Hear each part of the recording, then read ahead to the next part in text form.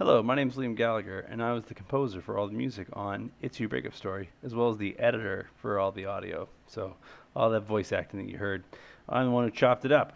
So, that being said, I'm going to talk a little bit about my thought process and what it was like for me to work on the game It's You Breakup Story, and maybe give you a little more context into the things that you hear when you play this fine game.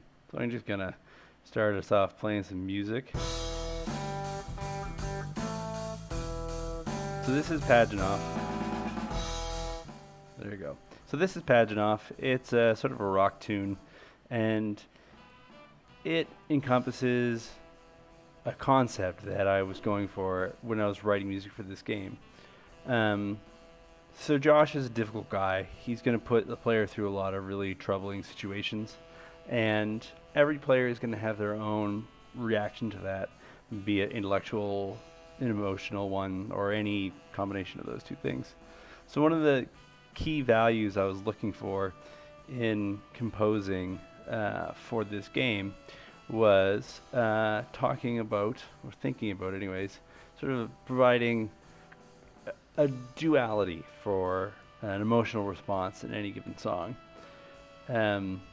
So obviously emotions don't exist on like a continuum. On one end there's happiness, and then the other end there's like sad emotions. But roughly speaking, you can think about the emotional reaction you're experiencing to any given thing as, a duality, right? So in this tune, I feel a balance of like self-righteous anger, right? This song is aggressive, it's hard-hitting, it's energetic. I feel like it has an emotional cue that gives the listener the permission to get angry at Josh. At the same side, at the same time, there's the other side of that coin is this sense of like the futility of and like the emptiness of such a dramatic gesture of getting angry, because no matter what, it doesn't matter how angry you get at Josh. Josh is Josh, and Josh will not be changed, especially because he's a video game character. But involved in that is the stupid copyright notice at the bottom. Involved in that is like a sense of the futility and like the hopelessness. And the idea in writing these types of tunes is to try to give emotional cues for people who are feeling those things anyways, to have voice for that emotion inside the game. Let's listen a little more.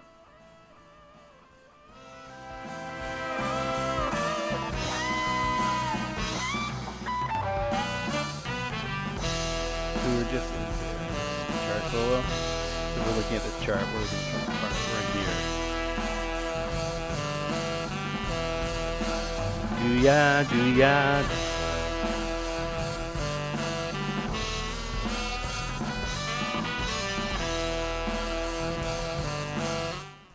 So you notice that even though the song is confident, it's kind of a bit of a mess, right? The drums are all washy and loud and not very crisp. The guitar part is all over the place. If you listen to the solo here,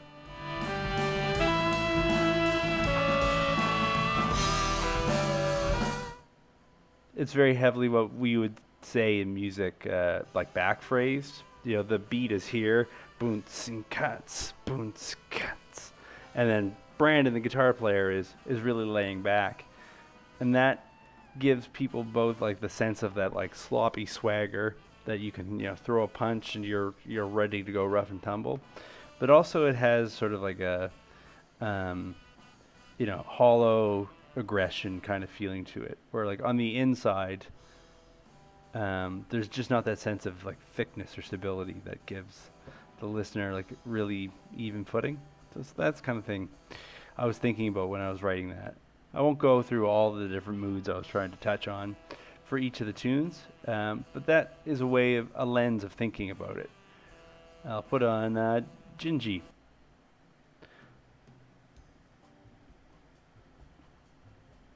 So Gingy is a bossa nova tune. The name is taken from the tune that actually the chord changes of my song are taken from.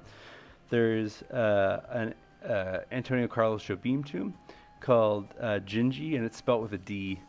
Um, and Anglophones like to mispronounce it as Dindy, even though it's Gingy, right? You think about the Portuguese accent.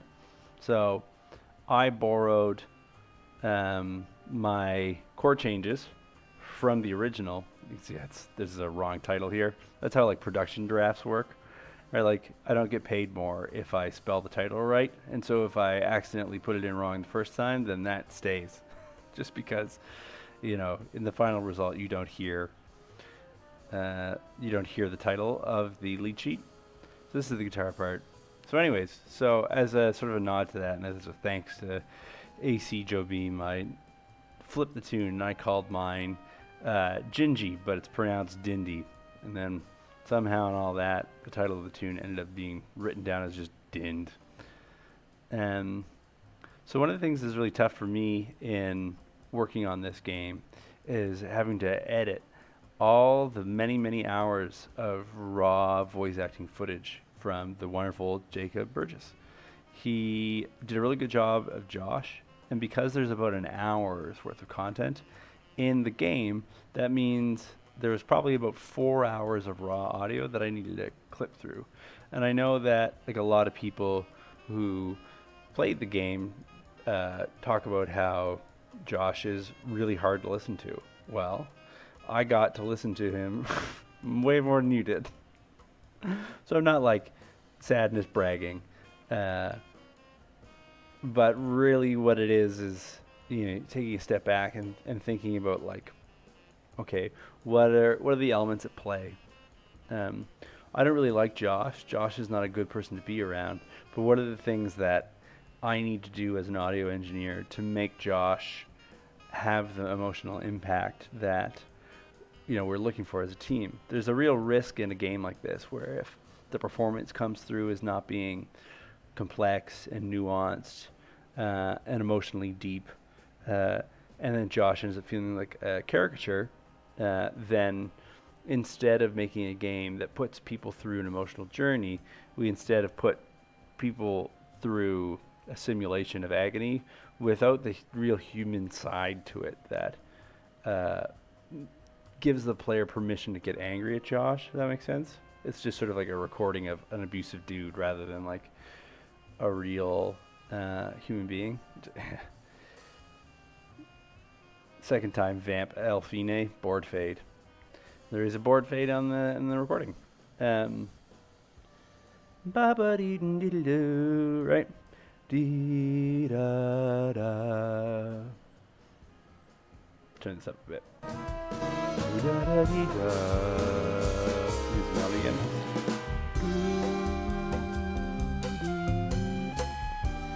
So, my arranging teacher from university was watching this. He's very upset that I have untreated quarter notes. It's bad. You don't do that. Luckily, working with Octorock, I know the folks in the ensemble well enough that we can have those communications, but don't do what I do. Just do what I say. But luckily, I got a good recording from Josh and Brooke, and the editing process was a really long and drawn out thing in order to preserve as much of the emotional and the dynamic depth in that reading of the lines as I possibly could, so that there's subtlety and nuance to what you hear Josh saying. There's a lot of audio that you hear in video games. The voice acting is compressed to oblivion, so it's really crunched so that you can hear what all the characters are saying over top of like gunfire in the game or whatnot, which is really good for a fast-paced dynamic thing. But as much as possible, I strove to get a balance between, shall we say, preserving the emotional character while still making the game work on a variety of platforms. Like, you can imagine when you're putting these things that people are going to have all different manners of audio setups at home. They might have, beautiful speakers and surround sound, or they might have tinny broken earbuds that they got at the, the drugstore for $5. Um, and so somehow I've got to split all those different biases and try to come up with a sound. I'm pretty happy with what we ended up with. I think Josh sounds like a real person. He sounds like he could be speaking over the phone. He's still crisp and clear. You can always hear him. There's still highs and lows in his voice. So I feel pretty strongly about that. I mean, in the end, you folks are the judge. The players of the game are the people who decide how well it was made. It's unfair if I try to claim that from you as well. But even now that the game is out and I had the opportunity to see some people's playthroughs and hear them react, it feels to me like they're reacting as though Josh is real. And I don't think I could have done that without the wonderful performance of Jacob Burgess and the writing staff on the game, Brooke Jensen and others. I've worked most directly with Brooke, so that's why I use his name here. And they set me up as much as possible to succeed, and I spent some dark hours editing all that audio in the middle of the night, but hopefully it delivers that sort of oomph for you. So then the last thing I really want to talk about is just the experience of recording this stuff live in the studio with Octorock. It's a great pleasure to be able to do that. I was super fantastic that the fine folks at Bureau Warner Studios decided that putting some money into the budget for the music was worth it. We went into Array Space and we set up all our microphones and we got everything that we needed in the morning, and I edited it all together. And it's really fun to make music, especially with like real human beings. The track that we're listening to right now is called Pit, and it's in the game, and it's computer music. It sounds like this.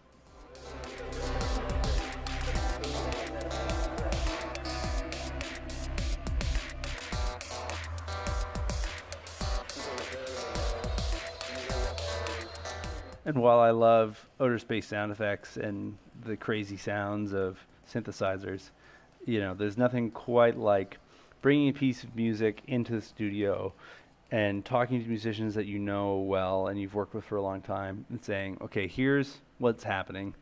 This is the music that someone's going to be listening to while they're, grappling with emotional issues, and, they're on their phone with the last conversation that they'll ever have with their intimate partner. I really need you to, in your performance, bring out both the melancholy sound and like the liberating impact that the decisions that they're going to be making in this evening. And then having people, real musicians, take that stuff and interpret it in their own way, bring their own life experiences in order to make sense. Here's the bass part. And there's just like a depth to it that, individual musicians are going to bring things. Look at that.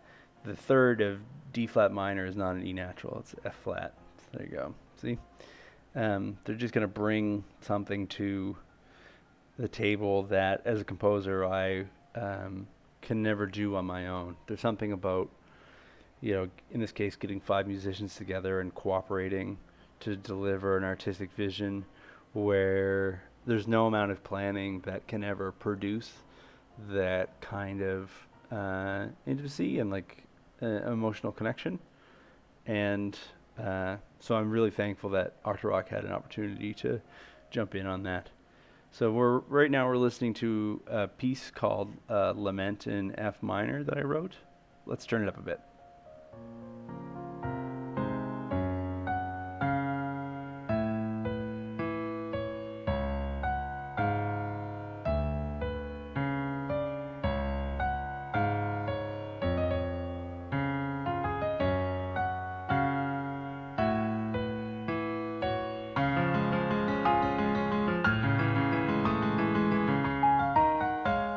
this is a piece that probably took me as much time to compose as everything else on the soundtrack, honestly. My formal training, for the most part, is as a jazz musician. It's a bad word, the J word, but there you go. You've been listening to jazz music played by jazz musicians, so deal with it. Um, and though I've always had a profound, deep love for classical music, after the first couple of years of my undergrad, I stopped working in that idiom, shall we say. And there's something really specific about pianistic performances where the piano has a very long tradition of performance, and it has a very long tradition of extremely accomplished pianists, performers, people who have mastered this instrument and can really commanded it. And there's a really strong through line in our culture connecting with that music. Like everybody's familiar with the sound of the piano in the Western world, I would dare say. Um, and so if I'm going to try to write a piece of music that's pianistic, I need to seal the deal. So I spent a really long time going through my old university theory books and relearning my classical harmony in a note and thinking about things like the key changes I wanted the piece to make, and sort of the statement that I wanted to come across with Lament. Because at the same time where this is sort of a very sad piece that encourages like an inward reflection on the listener, like giving them a chance to almost feel gratified by how bad they feel, to really lament and get it out. At the same time, the piano is a very expressive and powerful instrument. It has a lot of ability to just create sound, to hit you with waves of, acoustic emotion, which is something I think a lot of people in our culture intuitively connect with. And so, yeah, I put a lot of time into trying to bring those elements to bear.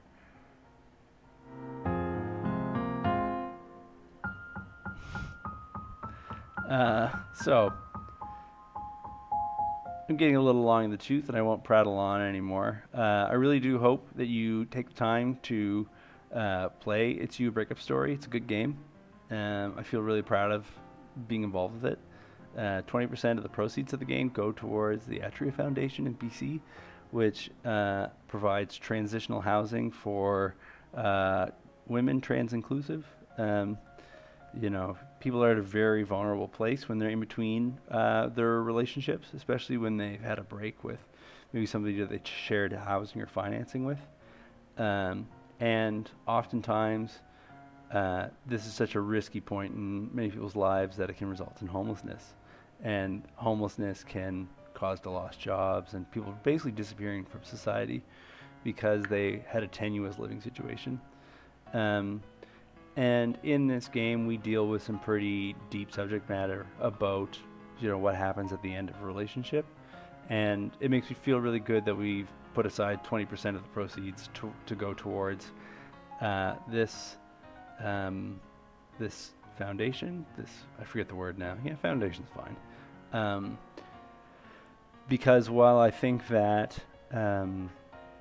this is a very good subject matter that's deep and rife for exploration and through gameplay to share and make people understand what it's like to be in a tough relationship, I am deeply uncomfortable with the idea of profiting wholly from it. So it's nice that we've been able to also use this as an opportunity not only to gain sort of like awareness and an emotional appreciation in some viewers, but to also give back to some of the people whose life events are not directly depicted, but resemble experiences from this game.